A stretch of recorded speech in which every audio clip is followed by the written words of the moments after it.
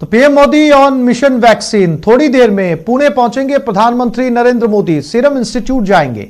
PM Modi vaccine की तैयारियों का आज जायजा ले रहे हैं।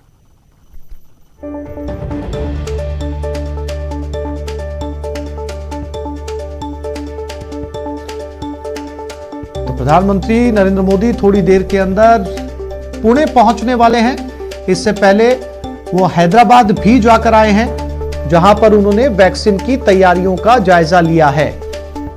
या फिर यूं भी कहा जा सकता है कि कुछ ही समय के अंदर वैक्सीन के लॉन्चिंग की घोषणा भी की जा सकती है, क्योंकि लगभग सभी जगह पर वैक्सीन अपने अंतिम चरण में है। आज एक ही दिन में प्रधानमंत्री अहमदाबाद भी पहुंचे, हैदराबाद भी पहुंचे और अब पुणे पहुंच रहे हैं। तीनों जगह पर जहां पर भारत में कोरोना की वैक्सीन का निर्माण किया जा रहा है, तीनों जगह पर जायजा लिया प्रधानमंत्री नरेंद्र मोदी ने।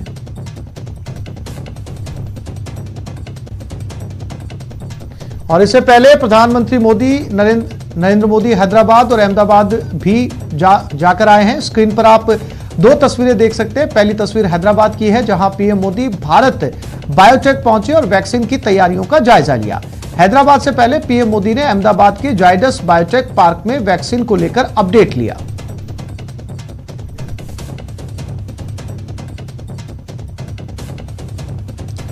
पुणे के सीरम इंस्टीट्यूट पहुंचने से पहले प्रधानमंत्री नरेंद्र मोदी ने हैदराबाद में भारत बायोटेक में कोरोना वैक्सीन की समीक्षा की। इससे पहले प्रधानमंत्री ने अहमदाबाद के जायडस बायोटेक पार्क का भी दौरा किया और इसको लेकर उन्होंने ट्वीट भी किया। अपने ट्वीट में प्रधानमंत्री मोदी ने लिखा कि मैंने स्वदेशी डीएनए पर आधारित जायडस कैडिला की वैक्सीन पर ज्यादा जानकारी के लिए जायडस बायोटेक पार्क का दौरा किया। मैं ऐसा प्रयास करने वाली टीम की सराहना करता हूं। सरकार सक्रिय तौर पर उनकी मदद के लिए काम कर रही है।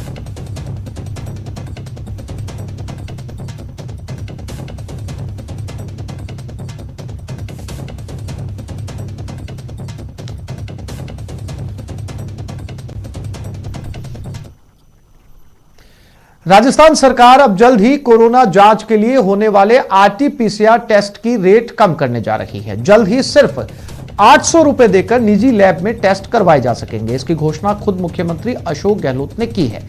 सीएम ने आज आरयूएचएस जयपुर में 70 बेड वाले कोविड आईसीयू, हनुमानगढ़, प्रतापगढ़, जैसलमेर, टोंक, बूंदी और राजसमंद में कोविड जांच लैब, एमडीएम अस्पताल जोधपुर में कैंसर वार्ड समेत अन्य स्वास्थ्य सुविधाओं का लोकार्पण किया।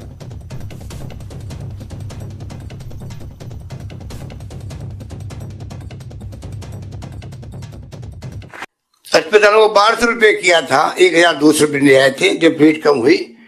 अब इसकी रेट और कम हो गई है किट की। तो मैं ये कहना चाहूंगा इस मौके पर कि अब हम प्राइवेट लैब के लिए रेट फिक्स वापस करेंगे। 1200 पहले आपको मालूम 2200 रुपये ले रहे थे, वो 2200 रुपये ले रहे थे, 22 उसको हमने 1200 करवाए। आज मैं कहना चाहूंगा हम 1200 के बजाय 800 रुपये में वो टेस्ट करवाने की पाबंदी करेंगे हम। महामारी मतलब ये छूत का बीमारी ऐसी है जो पता नहीं किसको पहुंच जाए। ना धर्म देखता है कोरोना, ना जाति देखता है, ना आयु वर्ग देखता है, ना गांव देखता है, ना शहर देखता है। कई गांव वालों को भ्रम है कि गांव में कोरोना नहीं है साहब। अरे भाई, इतना बड़ा राज्य है, इतना बड़ा देश है, 80% आबादी गाँव में रहती है, छितरी हुई आबादी है। आपको मालूम होना चाहिए कोरोना जब संक्रमित होता व्यक्ति, और हमारे स्वास्थ्य मंत्री जी बार बार कह रहे हैं कि उन्होंने निरीक्षण किया उसका, तो कोई बुरा नहीं किया। अगर स्वास्थ्य मंत्री नहीं करेगा तो कौन निरीक्षण करेगा? अनावश्यक अखबारबाजी कर दी गई कि कोरोना संक्रमित वार्ड में स्वास्थ्य मंत्री चले गए। अरे वो खुद ही संक्रमित थे, वही भर्ती थे, वही उद्घाटन होना था इस आधुनिक आईसीयू बेड का, वार्ड का। तो उसमें कोरोना फैलाने की बात कहां से आ गई? समझ के परे हैं। पर हर चीज में राजनीति नहीं करनी चाहिए। विधानसभा अध्यक्ष सीपी जोशी के दल बदल और पार्टियों में लोकतंत्र के सुझाव पर बीजेपी प्रदेश अध्यक्ष सतीश पूनिया ने तंज कसा। सतीश पूनिया ने कहा कि सुझाव की शिकार कांग्रेस पार्टी ही बनेगी। गौरतलब है कि संविधान दिवस पर गुजरात में आयोजित पीठासीन अधिकारियों के सम्मेलन में शिरकत करते हुए जोशी ने पार्टी में आंतरिक लोकतंत्र का मुद्दा उठाया था। इस सुझाव का शिकार खुद कांग्रेस पार्टी होती है। बरसों से लोग इंतजार करते हैं कि इस पार्टी की सदस्यता का क्रम क्या है, इस पार्टी के चुनाव किस रूप में होते हैं। यदि ये इस बात पर चुनाव आयोग सख्ती करे तो इस दल की मान्यता कभी की खत्म हो चुकी होती। लेकिन अभी भी मुझे लगता है कि उनका सुझाव प्रासंगिक है। देश में बहुत सारे राजनीतिक दल हैं, लेकिन उन दलों की आंतरिक रूप से क्या प्रक्रिया ये किसी को नहीं पता। इसलिए बात तो ठीक है कि मैं इस बात का भी पक्षधर हूं कि इस तरीके से पार्टियों की सदस्यता, उनका हिसाब किताब, पूरा ब्यौरा और उनके बाद उनके निर्वाचन की प्रक्रिया ये तय होनी चाहिए और ये जनता के सामने स्पष्ट होनी चाहिए और चुनाव आयोग इसको ठीक तरीके से मॉनिटर करे, इसमें कोई बुराई नहीं। राजस्थान सरकार ने प्रदेश के तमाम निकायों और विकास प्राधिकरणों से जमीन आवंटन की शक्तियां छीन ली हैं। नगरीय विकास विभाग के आदेश में निकायों को 2 टूक शब्दों में जमीन आवंटन के प्रकरण सरकार को भेजने को कहा गया है। आदेश की अवहेलना करने वाले अधिकारियों पर कार्रवाई भी की जाएगी। आदेश में साफ साफ कहा गया है कि निकाय अपने स्तर पर किसी भी प्रकार की सरकारी, अर्ध सरकारी, चैरिटेबल ट्रस्ट या किसी भी संस्था को जमीन आवंटन नहीं कर सकेंगे। इस तरह के जमीन आवंटन के लिए सरकार से अनिवार्य रूप से अनुमति लेनी होगी।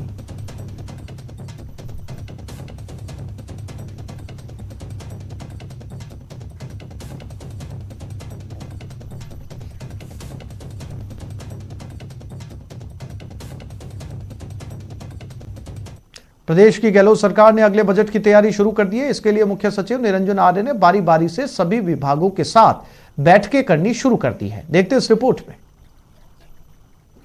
अगर कोई व्यापारी कोई एक सर्टेन अमाउंट का कर दे रहा है तो उसके 10% या 5% उसको प्रोत्साहन के रूप में अगर सरकार राशि दे दे तो उससे बढ़िया सपोर्ट किसी व्यापारी के लिए हो नहीं पाएगा। ये वो उपाय हैं जिनसे सरकार कोरोना काल में अपना रेवेन्यू बढ़ा सकती है, वैसे समय में अपनी माली हालत दुरुस्त कर सकती है जिसमें पूरी दुनिया की अर्थव्यवस्था की सांस फूल रही है। वैसे तो कोरोना काल में सरकार के पास रेवेन्यू बढ़ाने के स्रोत काफी कम है, ऐसे में उसे हर संभावना पर गंभीरता से विचार करना होगा। जो मकान कंस्ट्रक्शन से, कॉमर्शियल कंस्ट्रक्शन से रिलेटेड दरें हैं उसमें छूट मिलेगी, पानी की दरों में छूट मिलेगी तथा साथ ही साथ जो नए स्टार्टअप्स हैं उनको कुछ कम दरों पे लोन मिलेगा और जो वर्तमान में व्यापारी हैं, छोटे मध्यम व्यापारी हैं, उनको जीएसटी के अनुपात में, जो वो जीएसटी पे कर रहे हैं उसके अनुपात में उनको एक प्रोत्साहन योजना के रूप में सरकार से एक प्रोत्साहन राशि मिलनी चाहिए। जीएसटी लागू होने के बाद राज्य सरकार के पास रेवेन्यू जनरेट करने का कोई भी ज्यादा स्कोप नहीं बचता है। ऐसे में आशंका जताई जा रही है कि जहां भी थोड़ी बहुत भी संभावना होगी वहां जीएसटी की दरों में वृद्धि की जा सकती है। बजट विशेषज्ञों की माने तो सरकार के सामने कोरोना काल में आर्थिक स्थिति सुधारने और आम जनता को आर्थिक राहत देने पर इस बार खास फोकस करना होगा।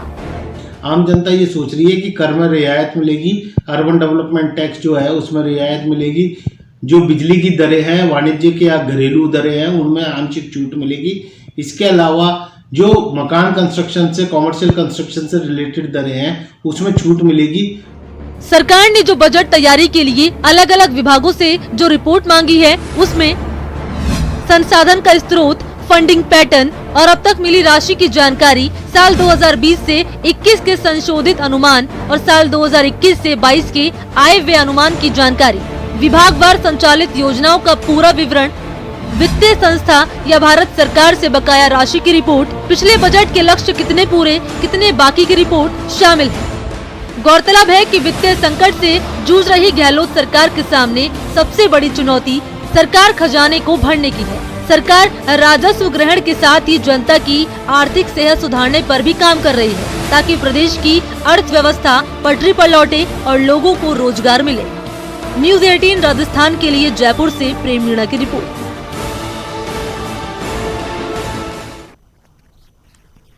तो पंजाब के बाद अब मरुधरा के किसानों की हुंकार भी सामने आई। प्रदेश के किसानों का दिल्ली कूच, रामपाल जाट के नेतृत्व में किसान दिल्ली की तरफ कूच कर रहे हैं। प्रदेश में भी धरना प्रदर्शन होगा, जिला और तहसील पर भी धरना प्रदर्शन किया जाएगा।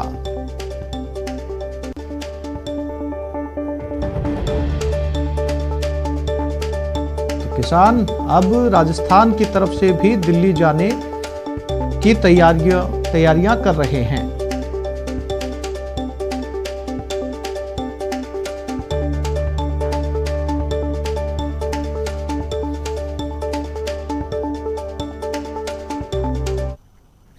और जयपुर में रेनवाल में एटीएम तोड़कर लूट का मामला सामने आया। एटीएम तोड़कर लाखों रुपए चोर ले गए। गैस कटर से एटीएम को काटा। आरोपियों की तलाश में फिलहाल पुलिस जुटी।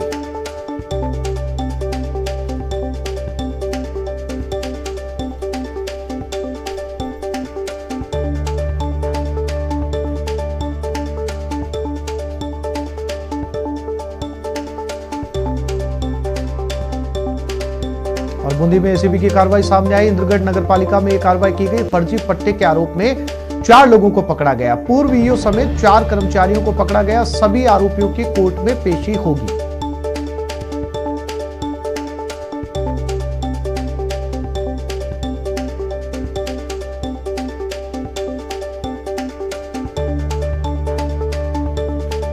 अलवर जिले के भिवाड़ी में 6 साल के मासूम से दुष्कर्म का मामला सामने आया। आरोपी मासूम बच्ची को टॉफी दिलाने के बहाने एक फ्लैट में ले गया, जहां आरोपी ने बच्ची के साथ दरिंदगी की कोशिश की। बच्ची के चिल्लाने से एक बुजुर्ग महिला वहां पर पहुंच गई और उसे दरिंदे के चंगुल से मुक्त करवाया। बुजुर्ग महिला के पहुंचते ही आरोपी मौके से फरार हो गया। बाद में पीड़िता को बुजुर्ग महिला ने घर पर पहुंचाया। घटना की जानकारी मिलते ही पीड़िता के पिता ने भिवाड़ी के महिला थाने में मामला दर्ज करवा दिया। पुलिस ने 376 आईपीसी और पॉक्सो एक्ट में मामला दर्ज कर जांच शुरू कर दी है।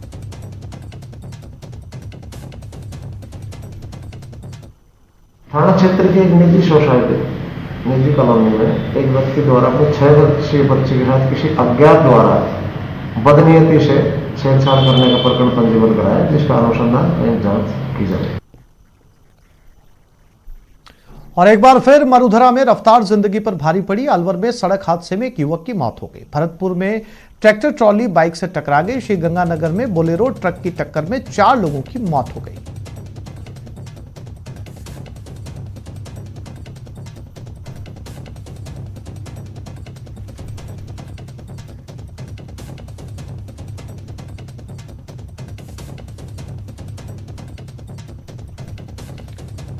तो किसानों को लेकर भी बात करेंगे, लेकिन उससे पहले जिंदगी पर रफ्तार भारी पड़ी। 3 तस्वीरें आपके टेलीविजन स्क्रीन पर। 3 गाड़ियों की भीषण टक्कर हुई अलवर के अंदर। भरतपुर में भी आप देख सकते हैं, ट्रैक्टर ट्रॉली से बाइक टकरा गई। और तीसरी तस्वीर गंगानगर की, जहां सड़क हादसे में 4 लोगों की दर्दनाक मौत हो गई।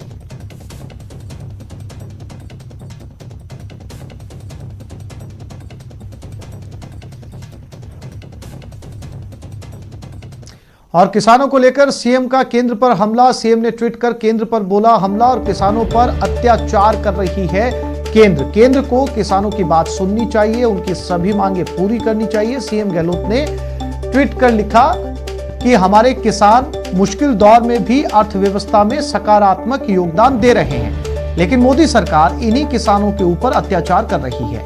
केंद्र सरकार को किसानों की बात सुनकर उनकी सभी मांगे पूरी करनी चाहिए। वित्त वर्ष 2020-21 की दूसरी तिमाही के आंकड़ों में जीडीपी विकास दर -7.5% रही। इस नकारात्मक विकास दर में भी कृषि सेक्टर में 3.4% की बढ़ोतरी हुई है।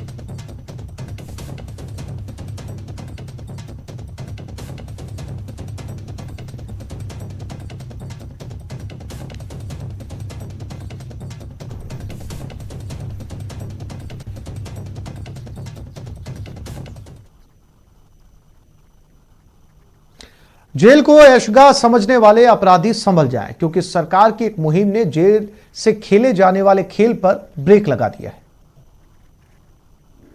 Operation on crime of,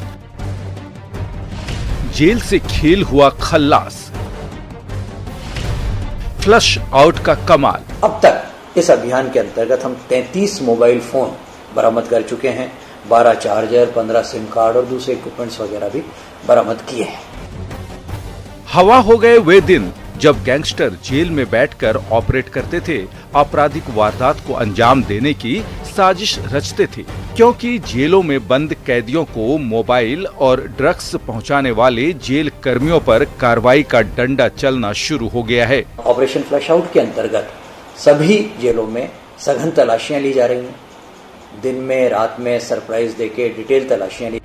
police प्रदेश भर की 145 जेलों में सर्च ऑपरेशन चलाकर अब तक 33 मोबाइल, 12 चार्जर, 15 सिम कार्ड बरामद कर चुकी है।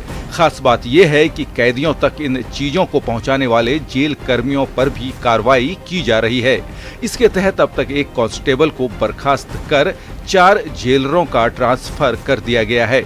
हम इस बात को भी सुनिश्चित कर रहे हैं कि इस प्रकार के हमारे कर्मी जो कि इस तरह की गतिविधियों में लिप्त हैं, उनके खिलाफ भी हम कार्रवाई करें। बात अगर हाड़ौती की जाए तो यहाँ की सभी 12 जेलों में फ्लश आउट से कैदियों और जेल कर्मियों में हड़कंप मचा हुआ है।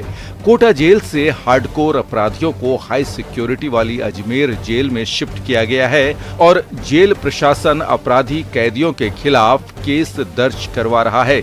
कोटा जेल में रात में 9:30 बजे से ऑपरेशन स्टार्ट किया था, ऑपरेशन फ्लश आउट। तो मॉर्निंग 12:30 बजे तक हम ये करते रहे थे। एक दिन हमने सुबह 5 बजे भी ये कार्य किया है, दिन में भी हम कर रहे हैं। उम्मीद की जानी चाहिए कि 31 दिसंबर तक प्रदेश की जेलों में चलने वाले ऑपरेशन फ्लश आउट से प्रदेश की जेलों को नई पहचान मिलेगी। न्यूज 18 राजस्थान के लिए कोटा से शाकिर अली की रिपोर्ट। और चलिए बात करते हैं आग के तांडव की। आपके टीवी स्क्रीन पर 4 तस्वीरें बाड़मेर, अजमेर, करौली, झालावाड़ की, जहां आग ने कहर बरपाया।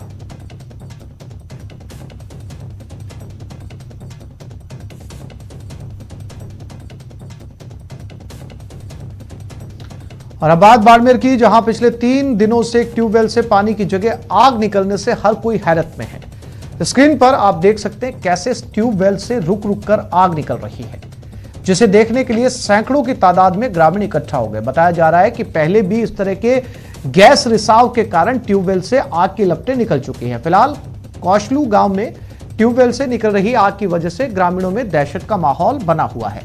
प्रशासन आग को बुझाने की लगातार कोशिश कर रहा है, लेकिन कोई असर नहीं दिखाई दे रहा। बता दें कि इस ट्यूबवेल के पास ही तेल कंपनी का ट्यूबवेल भी बना हुआ है, जिससे ग्रामीणों में काफी दहशत है।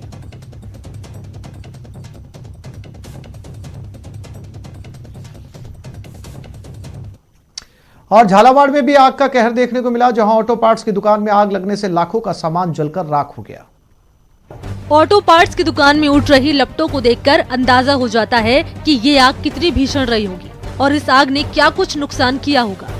आसमान तक उठती लपटों की ये तस्वीरें झालावाड़ के गंगधार इलाके के चौमेहिला कस्बे से आई है। बताया जा रहा है कि यहाँ एक ऑटो पार्ट्स की दुकान में लगी आग ने चंद मिनटों में विकराल रूप अख्तियार कर लिया था और लोग इस बात से दहशत में आ गए थे कि ये आग आसपास की इमारतों में ना फैल जाए। फायर ब्रिगेड को इस आग की खबर तो दे दी गई थी, लेकिन उसके पहुंचने से पहले ही आसपास के लोगों ने अपने तरफ से आग बुझाने की कोशिशें शुरू कर दी थी और जेसीबी मशीन लेकर लोग दीवार तोड़ने में जुट गए ताकि ये आग आसपास की इमारतों में ना फैल जाए। करौली से सरकारी विज्ञापन में गड़बड़ झाले का मामला सामने आया। मुख्यमंत्री की दीपावली शुभकामनाएं, आतिशबाजी नहीं करने और मास्क लगाने की अपील वाले कई होर्डिंग लगाए गए। फिर विज्ञापन कंपनी के प्रतिनिधि ने फोटो खींचकर उन्हें हटा दिया। इस तरह सरकारी पैसे के बंदरबांट का खुलासा हुआ। ऐसा नजारा शहर के कई चौक चौराहों पर देखा गया।